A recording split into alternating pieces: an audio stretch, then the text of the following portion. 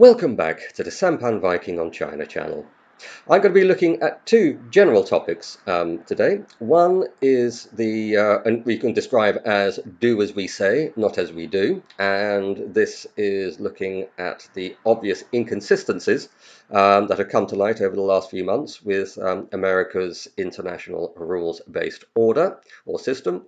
The other is taking a more general look at international events, regime change operations, effectively around the world, and looking at the rather chaotic and uncoordinated, the way that they seem to have degenerated to a less than well-oiled machine, which they used to be in the early days.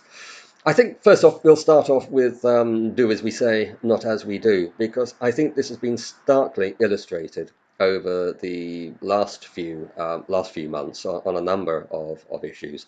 The most obvious one just this week was the United States warning Belarus of severe consequences if they allowed Russian forces to attack into Ukraine from their territory.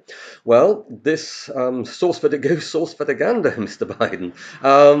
If you are planning to attack China from bases, Chinese forces from bases in Japan, I think you may find that the Chinese will take a similar attitude towards the Japanese as well, or the bases themselves. They will not be off territory or off target simply because they're in Japan.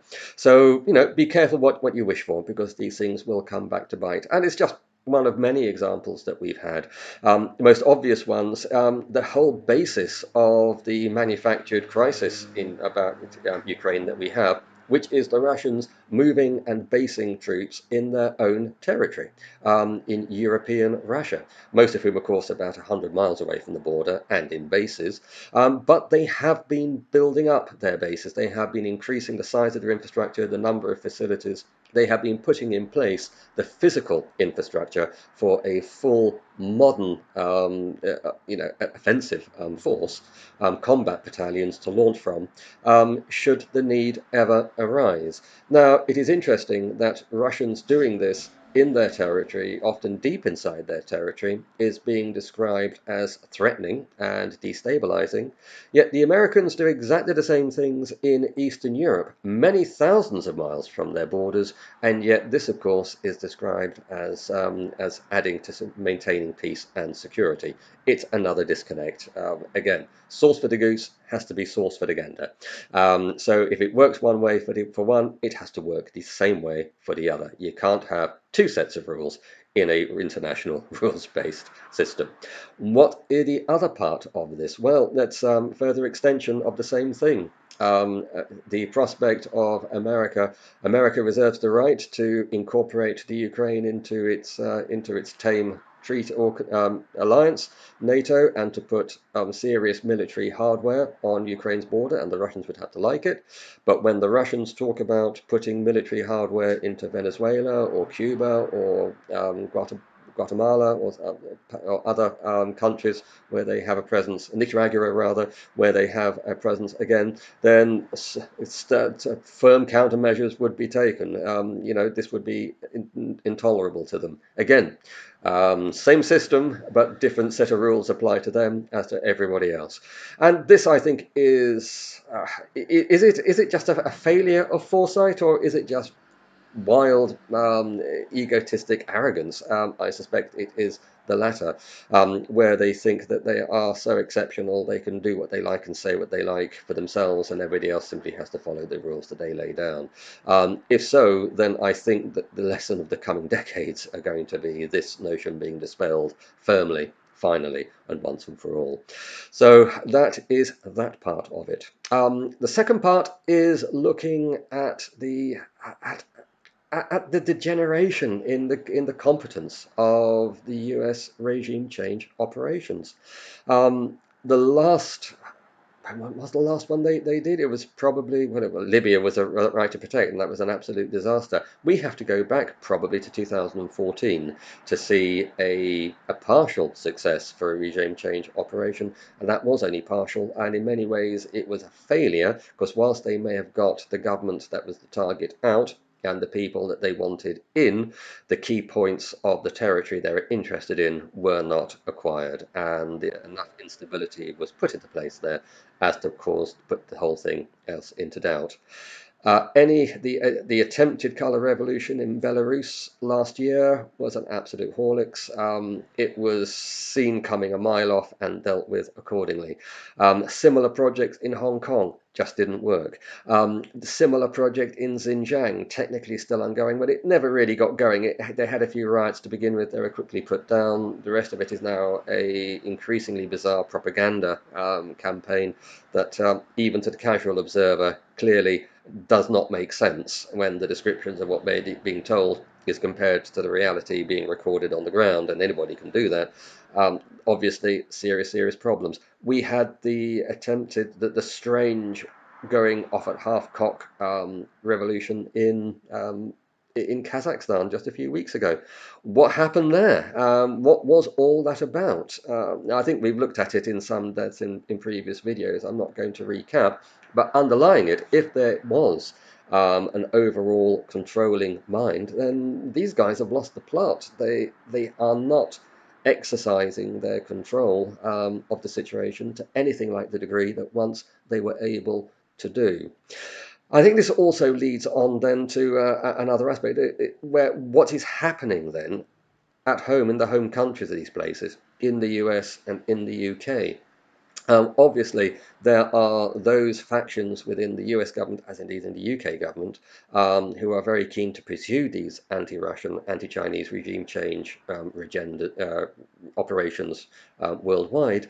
But clearly, they don't have a clear run. There are other factions in the political system of these countries which are blocking them or obstructing them or simply not conveniently getting out of the way. And I think this is what is happening here. They are not able to get the full machinery of the state behind the operation.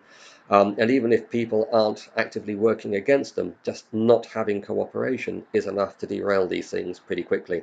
And they just fail to acquire the traction that they need to do so in order to be successful. I think Hong Kong and Belarus were the last two serious attempts, and they both failed dramatically despite all the drumbeat. We've had similar attempts with Navalny in Russia as well. There's been nothing else really in China.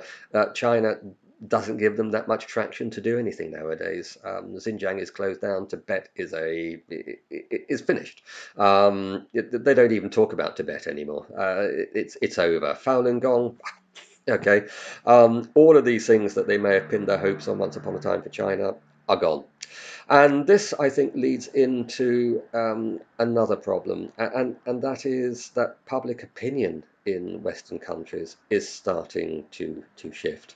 And in one sense, that what Putin has done with the crisis that's been presented to him is to turn it round, do nothing, and literally watch his opponents break themselves to pieces. We're watching the EU and the UK, US separate on matters of policy. I dare say it would be the same on China as well. They just don't want to know. The problem underlying this is that all the major parties, certainly in most European countries, but I think particularly in the US and the UK, have a situation where the neocon elements have acquired a serious presence in both parties. And if you are a right of centre party, this will manifest itself as patriotic nationalism, our values, and our way of life. And if you are a left of centre party, it will manifest its way in a rather different, the same message will manifest itself in a rather different way, but concentrating on such things as human rights, right to protect, liberal interventionism, etc., etc., to technically very different strands of philosophy, and yet which converge conveniently on all the key points. Certainly, whether China is a country that has different values, is trying to eat our lunch, it will take away our freedoms, or it is a country that is abusing the freedoms of its people and its minorities, and we have to go and help. Hostile intervention.